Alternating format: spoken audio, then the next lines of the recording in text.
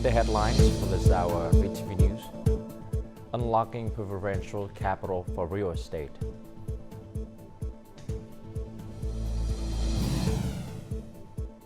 Đắk Lắk province strives to eradicate child marriage.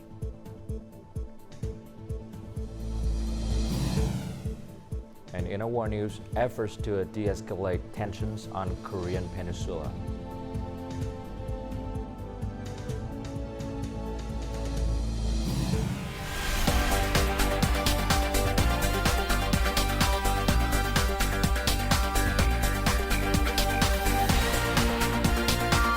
Broadcasting from Hanoi, the capital of Vietnam.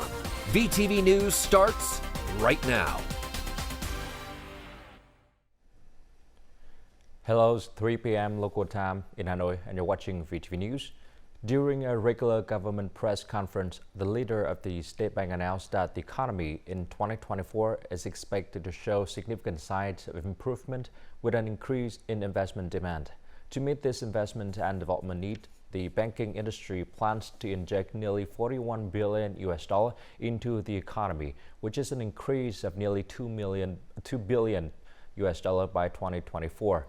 Currently, interest rates are at record lows, with some experts even suggesting that they are the lowest in the past 20 years.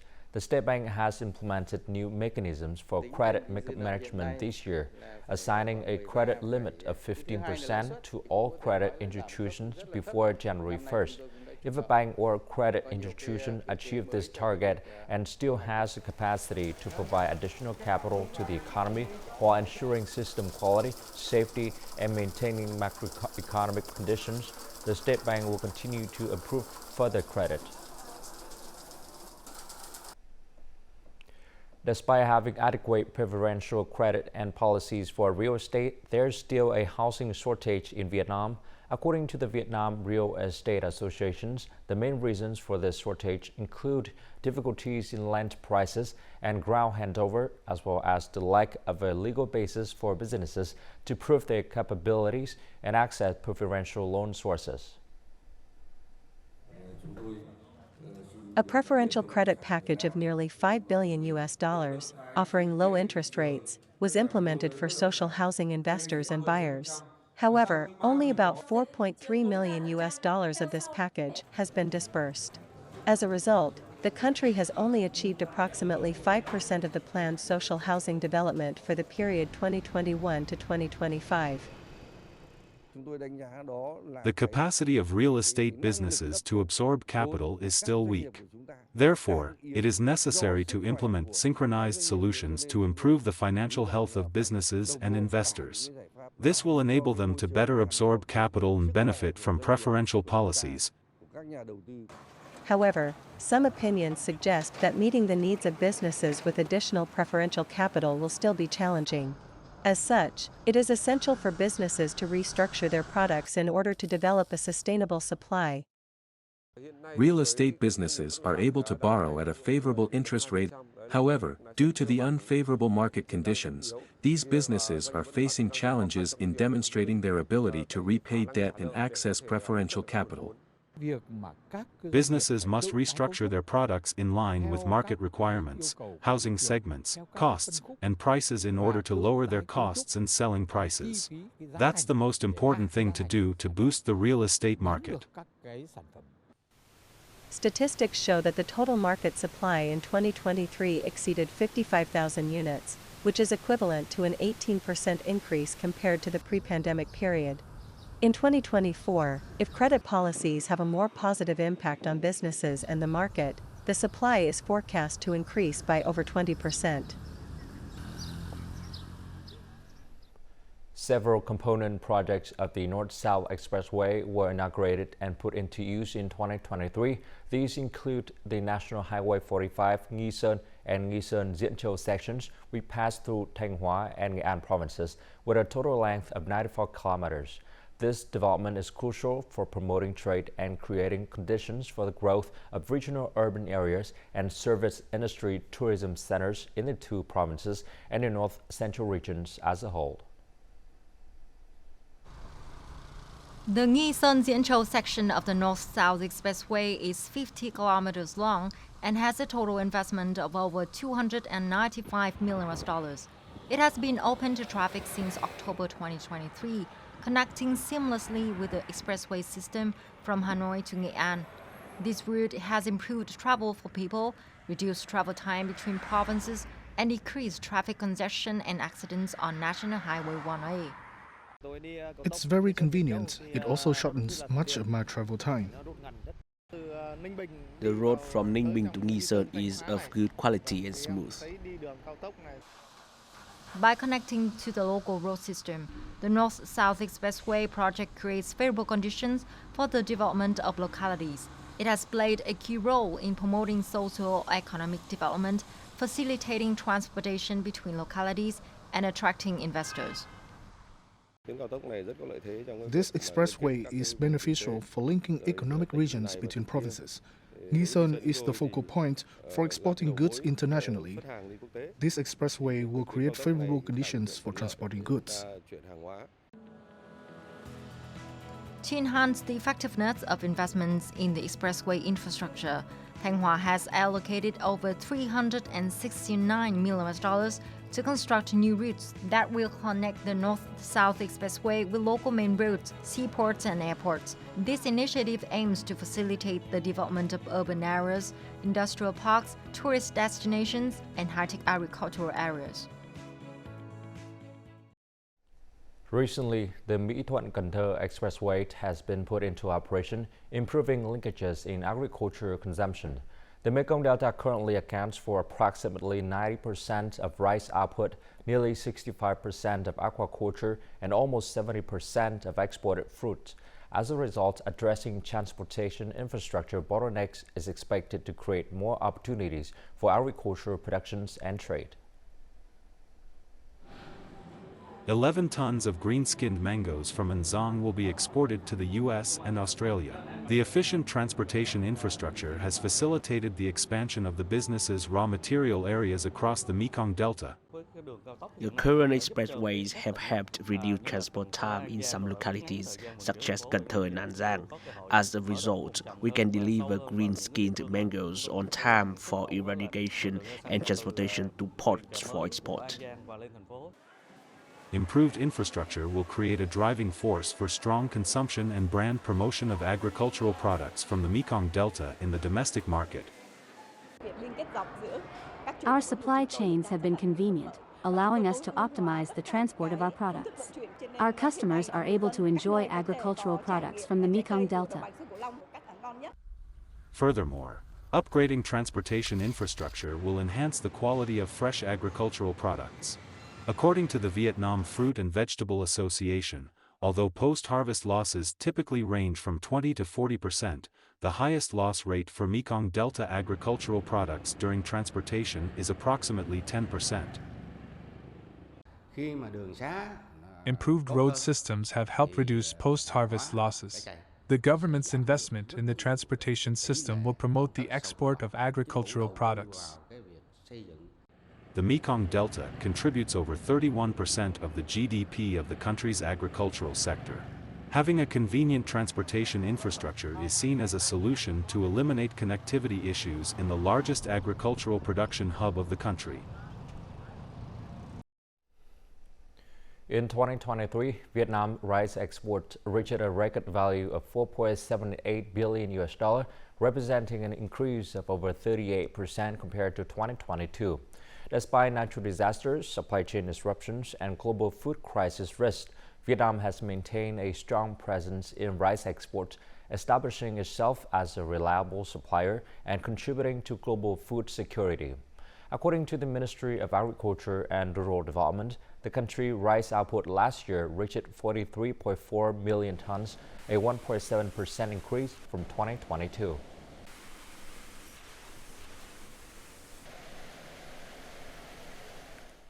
In the 2022-2023 coffee season, Vietnam's coffee industries achieved a record export of over $4 billion. The forecast for the next crop year suggests a decrease in export output to about 1.4 million tons due to reduced production and higher domestic demand. However, due to the ongoing rise in coffee prices, it is expected that export turnover will set a new record, reaching 4.5 to 5 billion US dollars.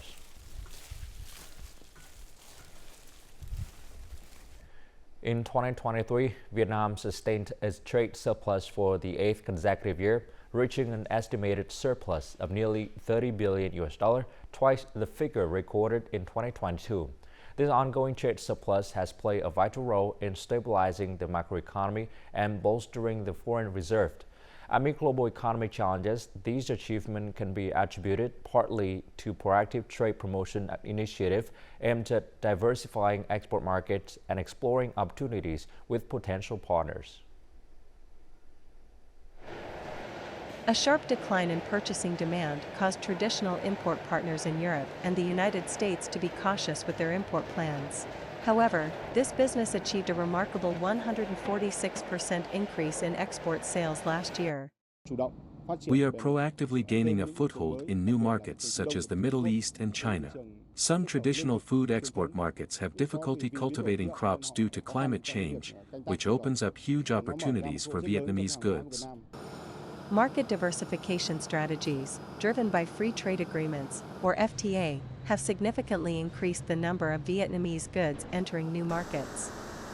The utilization of FTAs for processed and manufactured goods has seen a substantial rise, with electronic components exceeding 30% and textiles, garments, and footwear surpassing 20%. The robust export performance of these products indicates that the supply chain for producing the goods Vietnam aspired to has started to develop. According to Vietnamese trade agencies, despite a decrease in imports of goods in traditional markets, the demand for Vietnamese goods remains competitive. Vietnamese products enjoy a competitive advantage in various U.S. import categories, including fish oil, women's coats, stationery, and sports products. According to the Ministry of Industry and Trade, the export capacity of Vietnamese enterprises has improved.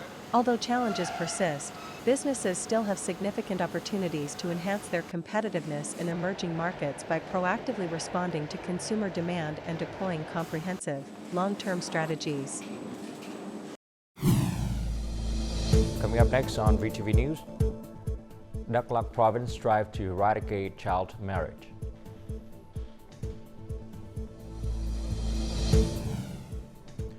And we visit 100-year-old flower gardens in Sadak City.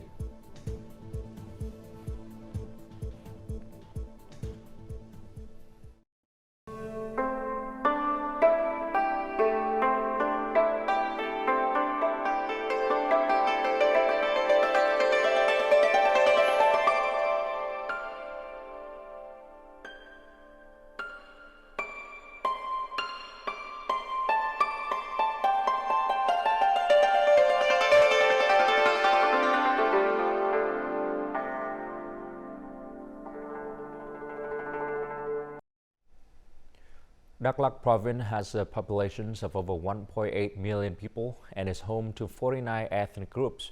Despite effort made by the government, local authorities, and people in remote areas, child marriage, especially inbreeding marriage, remains common in rural areas of the province. Bra used to solely focus on making a living. However, when local authorities informed her about child marriage and inbreeding, Bra made the decision to dedicate more time to listening to her children. We have a teenage daughter. Her father and I care for her deeply so that our daughter can share her thoughts with us. Local authorities have visited every household in the region to inform them about the negatives of child and inbreeding marriages.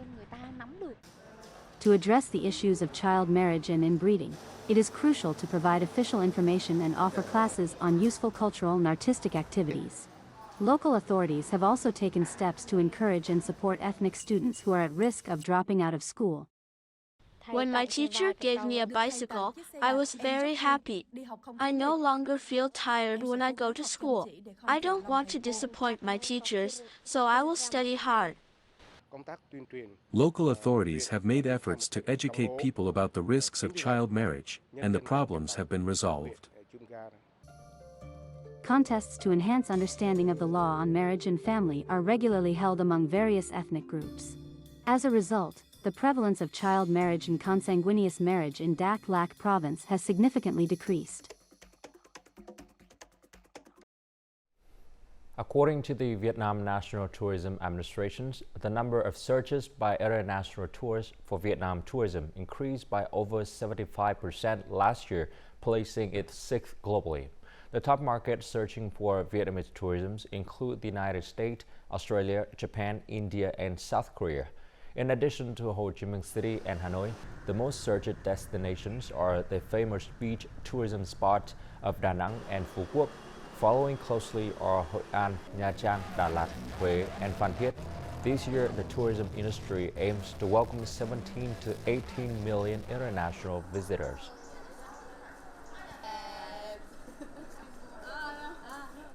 The state holiday Thừa Thiên Huế province plans to open 2 important palaces belonging to the ancient capital relic system to welcome visitors.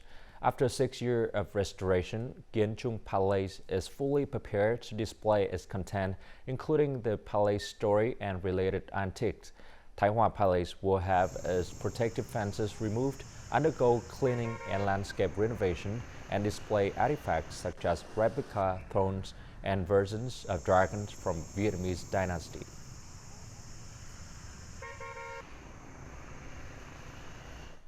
The annual spring flower market known as On the Dock Under the Boat will take place in Ho Chi Minh City this year for a duration of 2 weeks. The City People's Committee has recently released a plan to organize this event. The flower market is scheduled to run from January 25th to February 9th, corresponding to the 15th to the 30th date of the lunar month of December. The event will be held on Nguyễn Văn Quảng Street and Bến Bình Đông Route in Ward 13 and Ward 14 of District 8. The market will feature various spaces showcasing unique flowers based on different themes as well as cultures and artistic activities. Additionally, there will be booths that introduce and showcase typical products from the region.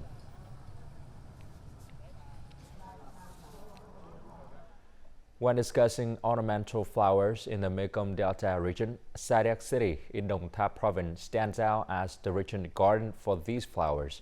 The city currently cultivates over 2,000 species of ornamental flowers.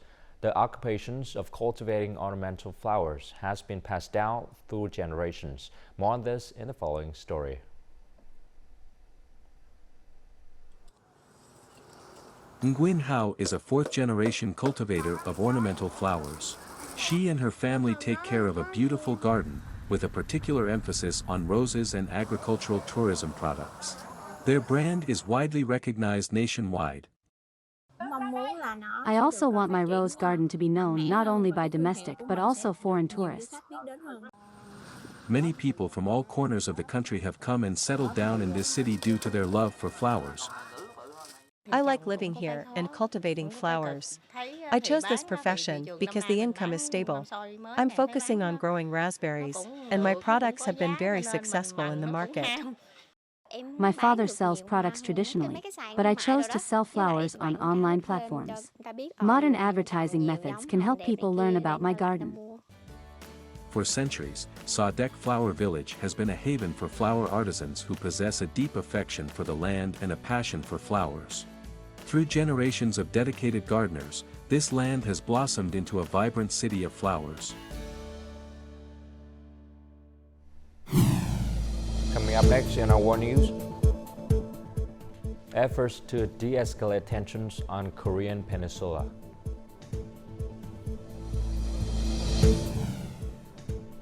And Australia developed next big thing in eco-friendly nutrition.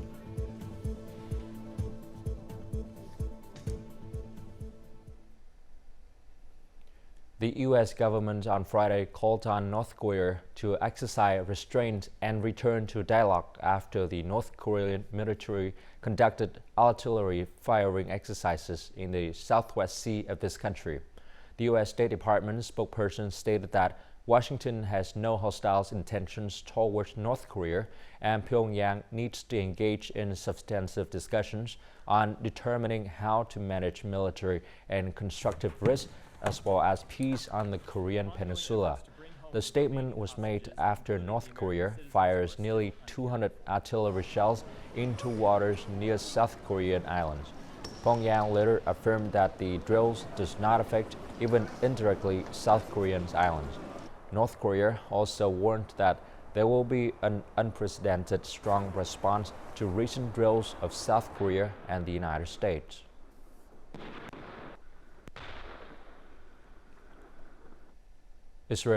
Israeli Defense Minister Yoav Gallant issued a warning on Thursday stating that the window for diplomatic resolutions with Hezbollah is narrowing. During a meeting, Gallant emphasized that Israel's highest priority as president is the safe return of 80,000 individuals who are being evacuated from the border area with Lebanon. He further stated that Israel will not tolerate any threats against its citizens. According to a statement from the Israel Defense Forces on Thursday, Israeli warplanes have conducted airstrikes on Hezbollah infrastructures in southern Lebanon in recent days, targeting observation posts and air defense stations. Meanwhile, Hassan Nasrallah, the leader of Lebanon's powerful Hezbollah movement, cautions Israel on Wednesday against launching a war on Lebanon. This warning came after a strike in the southern Beirut strongholds of Hezbollah resulted in the death of Hamas deputy leader. Global food commodity prices were 10% lower in December 2023 compared to 12 months earlier. According to the Food and Agriculture Organizations of the United Nations, the index was down 1.5% from November and down 10.1% from December 2022. For 2023 as a whole, the index was 13.7% lower than the average value over the preceding year, only with only the International Sugar Price Index higher over the period. The largest price falls were in vegetable oils, with the price index slumping 1.4% in December from November and a substantial 32.7% drop for the year as a whole. This was mainly driven by the strong pace of production in Brazil, along with reduced use of sugarcane for ethanol production in India, the UN agency said in a statement.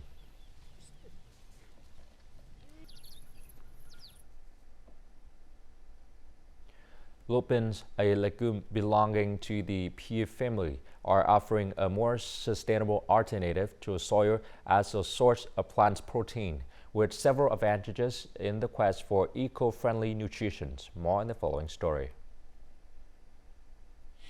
Lupins are legumes belonging to the Phie family. WOA has been developing methods for extracting the protein and making lupin beans more palatable for various plant-based meat alternatives and dairy substitutes. Soy is the behemoth. It is the one that consumers, if they look on the back of pack, they'll be finding soy in most plant-based materials. But consumers are starting to look behind that label and ask questions around how is it produced? Very chemically intensive systems that uses a lot of water. Environmental groups have questioned the sustainability of soy farming. It has been closely linked to deforestation and monoculture, an agricultural practice that focuses on a single crop at a time. Lupins, on the other hand, thrive in diverse climates and require less intensive agricultural practices than soy. The plant is well suited to marginal lands with little water, reducing pressure on prime agricultural areas and promoting biodiversity. Food manufacturing companies and scientists around the world, I think, in a race looking for new alternatives, because due to the already updated information about climate change, it is happening, it is a real thing. One of these possible alternatives can be lupin as a solution for this problem.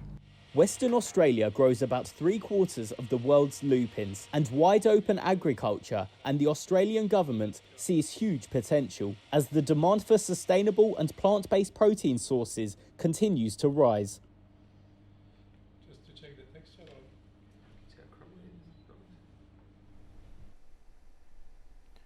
And now, as usual, let's continue with the weather forecast.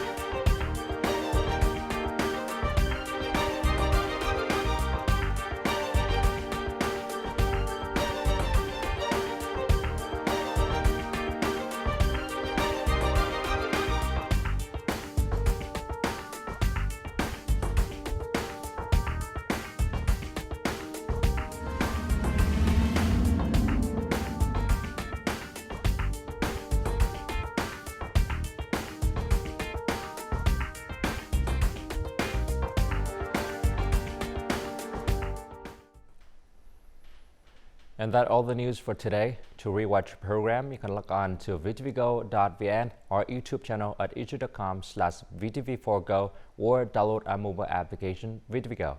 Thanks for watching and goodbye for now.